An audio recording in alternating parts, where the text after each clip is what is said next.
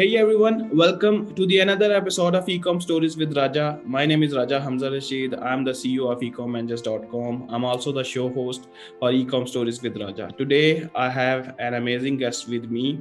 We did a couple of episodes with the powerful women from the e-commerce industry, and this episode is also part for that particular series. So I'm not going to introduce our guest today. She's going to introduce herself with some details as well. So please welcome the CEO of Amazing at Home, Amy. Hey, Amy, how are you? Hello, Raja. Thank you so much for having me. I'm doing well. First of all, welcome to the show, and thank you so much for having on the show. It's really honor for us. Awesome. Yeah, it's good to be here. Okay, so Amy, on a very quick note, can you please introduce yourself, like where actually you are coming from, and how the journey is going, like how you actually came into the e-commerce, Amazon, Amazing at Home. So a very quick introduction of yourself. Yeah, sure. Hello, everyone. I'm Amy Wiese. I'm the founder of AmazingAtHome.com. And I started this journey in 2007. I started selling on Amazon and eBay as a hobby. I was flipping textbooks at the time, just whatever. I saw that little sell yours here button on Amazon and got curious and had fun with it, for many years, just as a side little hobby, nothing, big. And then in 2017, I had a product idea for a new, never seen before product that solved a problem for me. And I invented a product from scratch. So that was very hard. It was something, I've got a lot of education. I've got 5 college degrees, 2 master's degrees, and I'm a smart girl. I've spent 20 years in the US military, well, 18 years to be exact. I'm a master of figuring things out. I've had many different careers, but with all of that being said, I didn't know how to bring a brand new product to market from scratch. And so I started out on this journey to develop a product and to take this ugly prototype that I had built and turn it into something that I could actually help other people with, sell to other people. And I started sharing my journey along the way with others. And turns out other people have ideas too. And, I knew I could launch my product on Amazon because I had been selling on Amazon for so long. But private label's a new game. It's not the same as just flipping current, products in your from your house or from a retailer or whatever. So I started on my private label journey in 2017, as I mentioned, and started sharing my story. And I never expected to become a top rated consultant and course creator. None of this was like my plan. It just kind of happened overnight. In fact, Amazing at Home was a domain name that I owned I was going to start a vlog on YouTube about people doing cool things from home. And I just happened to need a domain name for consulting because everything took off so fast. And so I started helping other people. Turns out, I'm pretty good at this business thing and organizing ideas, and started helping other people. A copywriter. So I started helping people with saturated products change their keywords and sell out of their products, and just kind of made a name for myself without even realizing it. And here we are in 2021.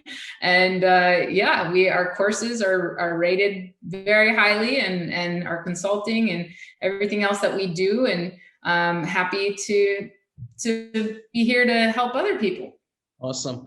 So before going to our main topic or jumping to our main topic, by the way, our today topic is how to rank products, like the top 3 methods which actually Amy use or Amazing at Home use to get the products rank on the Amazon. So we will touch that particular topic little later. So before going that, like Amy, it will be really great if you can give some very quick information about Amazing at Home, like how many guys you are and how you are going to work with the clients and what the services you guys are providing. So a very quick introduction about the Amazing at Home as well. Okay, well, we are a consulting and services firm for Amazon sellers. It is me and my full-time assistant. We also have a marketing head that we just hired. So, and then we have 4 freelancers that we work with on an as project, as needed basis. And then we have my 2 daughters also work for Amazing at Home, both 4 hours a week in our business. And what do we provide? We provide consulting. So I meet with people about 3 days a week. I do coaching and just help them with everything from, finding products, finding suppliers, negotiating better prices, going over their PPC campaigns, setting up their storefront, helping them expand outside of Amazon into retail, organizing their business, organizing their plan, understanding where they're at and where they need to go, analyzing their business reports. Pretty much anything they need help with, we can cover on a coaching call. And is And then yeah, I mean, is there is like a criteria, like a seller should be on that particular level, so you guys are going to give the or you are going to give the consultation from the scratch or from the start? It doesn't matter where you're at in your business. We've helped people who are just considering getting started in e-commerce and haven't even chosen a product yet or anything like that, all the way to 7 and 8 figure sellers. We also have helped agencies get started. I've trained other agencies and other coaches, so we have a variety of clients. So I think so maybe I need some consultation from you as well. I also own an agency called ecom So yeah, so moving towards our main topic, I think so like Amazing at Home is doing some great job at home and outside the home. And we are going to jump into our main topic. So there is a very pain point for the lot of sellers. I mean, like most of the sellers are actually find a product, then list that particular product, and done with the suppliers and buy and invest like 8,000, 5,000, 10,000, or $12,000 as well. But after that, like they usually face a very big or mostly the one problem, that is actually sales. So for the sales, before going to sales, like there are some other factors which we need to be take care on, that is like indexing and ranking as well. So this topic is actually, or this episode is totally based on the ranking. So how MEV or the Amazing at Home rank their products or help sellers to rank their products. So if you would like to share any your 3 tips regarding the ranking, so that will be really awesome for today's episode. So the thing that I didn't get to earlier was that we also offer a lot of different services for Amazing at Home. We have courses. So we have a full course. It's called Concept to Launch, because it actually helps you from the very beginning, how to pick a product, how to understand your audience, how to set up a proper business, how to do everything all along the way, all the way to how to launch and grow your sales and scale your business, right? So we also do listing optimization and listing copywriting. And as part of that, we do free listing reviews. And I have done hundreds of free listing reviews, and people tell me all the time, I'm not making any sales. What can I do to improve my product?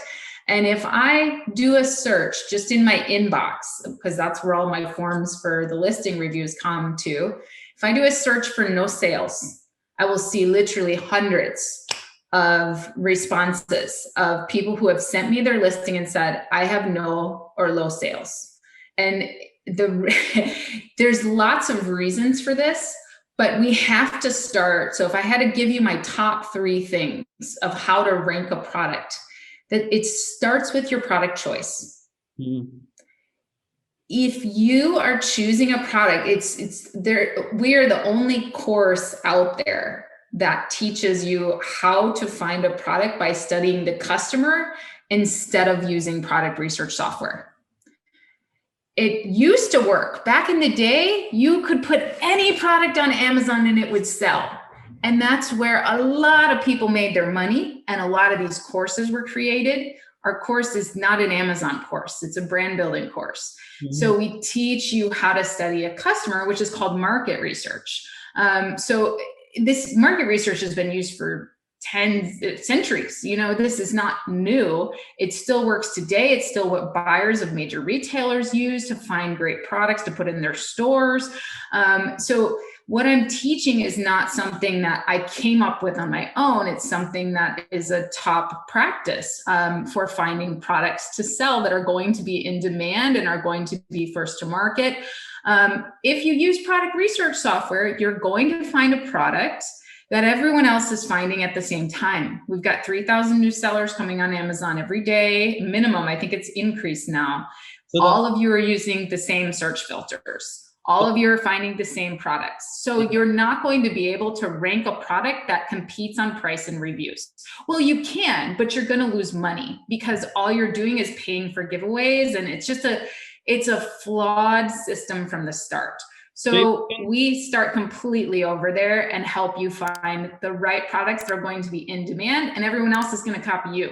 But that's okay, because by the time they're copying you, you control the market and you've moved on to your next product. if we can summarize that, how to rank a product, like top 3 tips. So the very first tip is that, like, we need to have an amazing product, and for the product we don't want to go towards the tools. We need to understand the customer and the customer insights, right? Exactly. Now, there's nothing wrong with using tools, you guys. I don't want to say that. Like, I use other tools, and I still use product research tools, but later in the process. So after I've studied the customer and I've found the product that I want to launch that I know meets their demand and is not available to them on the market yet, once I know what that product is, then of course I go to product research tools and I go, okay, what are the other products that are in the same market and how much are they selling? What are other products that they could buy instead of my product? How well are those selling? What price point are they at? So there's nothing wrong. I'm not putting down tools. I think tools are great. I just think a lot of people are using them to find products, and that can be a flawed way to do things. So what will be the second tip? Like, if we have an amazing product and that is actually based on the customer insights, so what will be the second tip for the ranking? So the second tip is that you really need to have an optimized listing. Your product listing is how you get found. If you don't have the right keywords for search engine optimization in your listing in the right order, making you the most relevant for that keyword that you want to be on page 1 for, you will have to spend more money in PPC, and your PPC will not be as effective, because PPC is based on, the number one thing PPC is based on is relevancy to the product. And if your product is not relevant to the keywords that you're bidding on, you're just going to spend a lot of money on clicks that aren't going to get you anywhere. Yeah. So but the big thing there with an optimized listing is not just the keywords, it's the photos.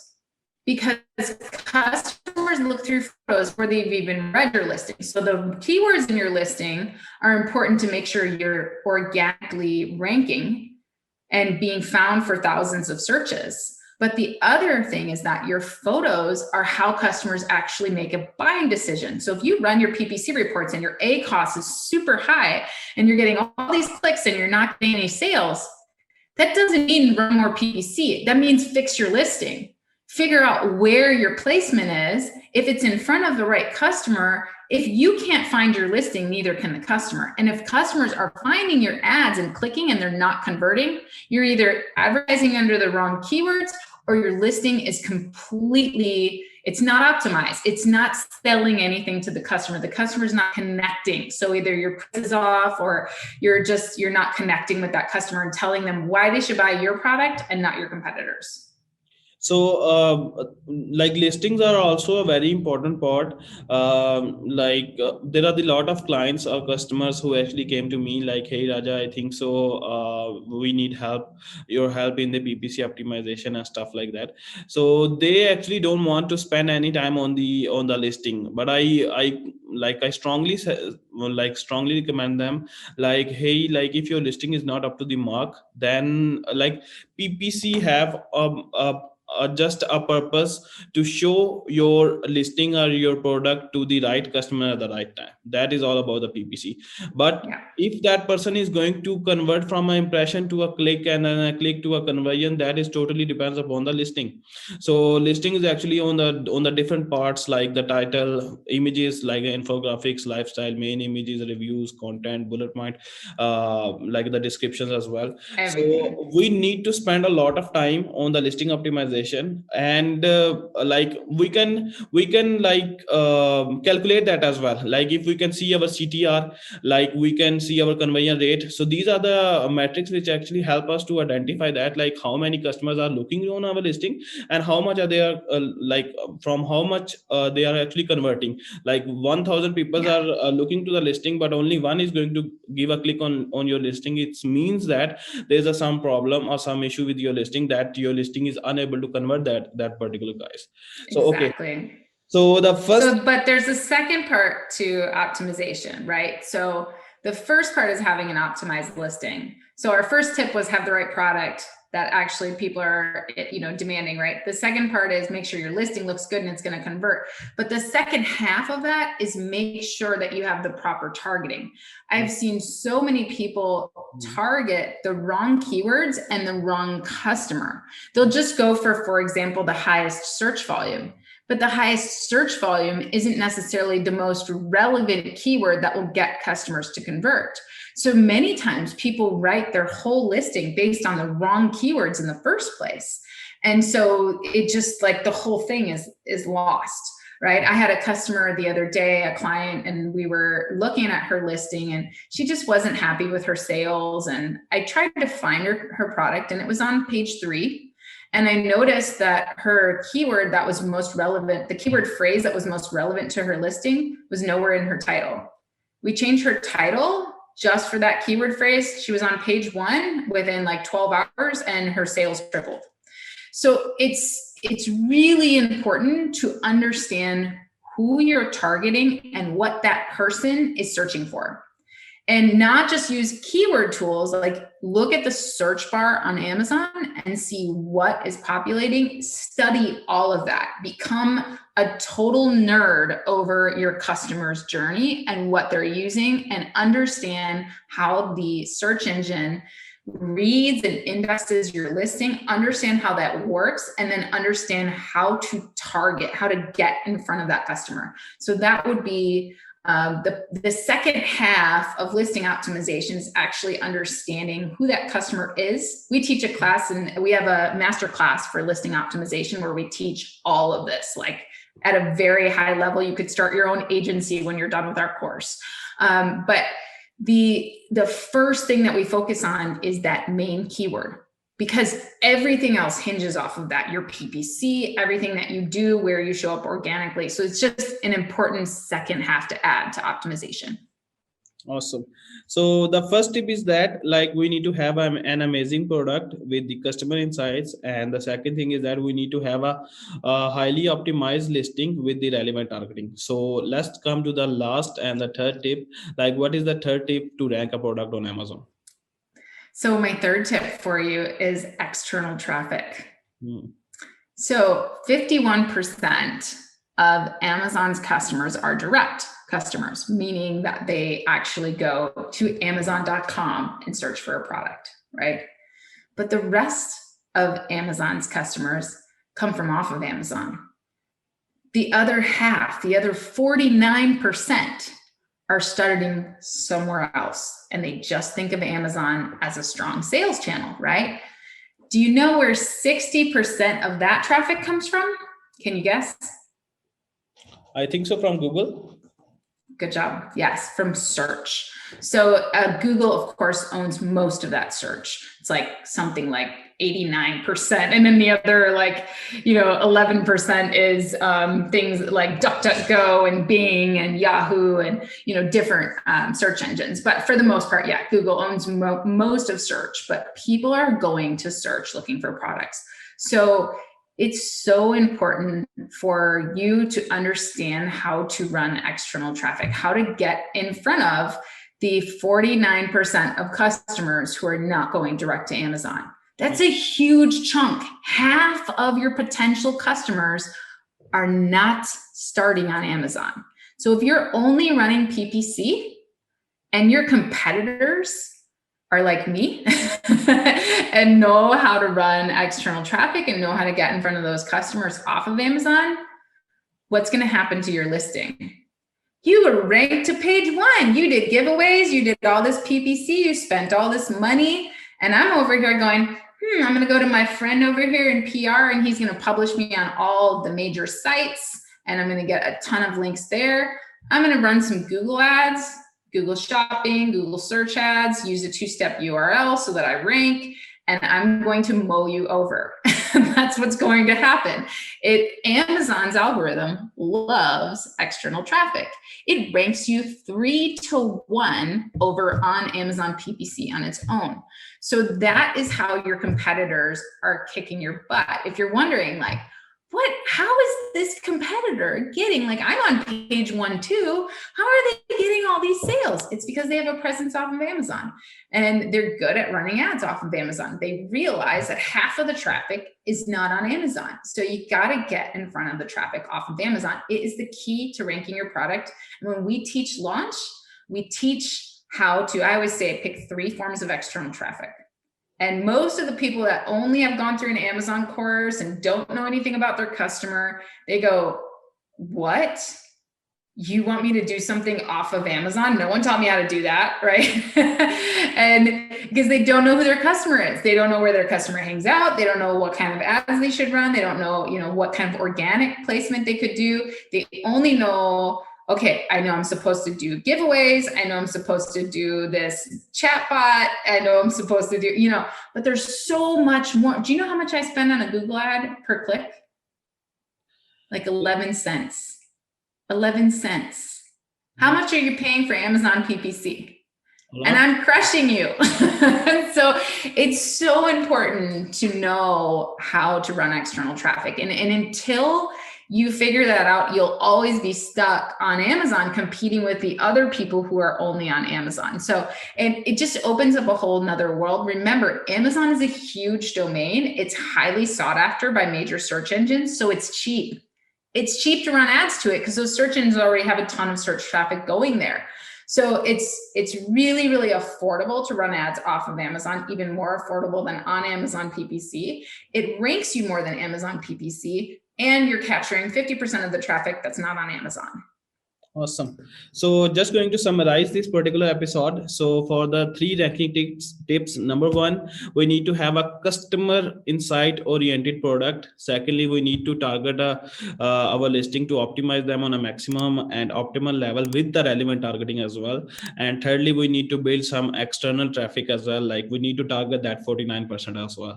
So these are the top 3 tips for ranking on Amazon. So it's all done for today, Emmy. Thank you so much for having on the show. It's really awesome. And I would love to have some more episodes on concentrated on the things like on the product research, on listing optimization, and on traffic as well. And hopefully we will have some other episode or a series of episodes on that as well.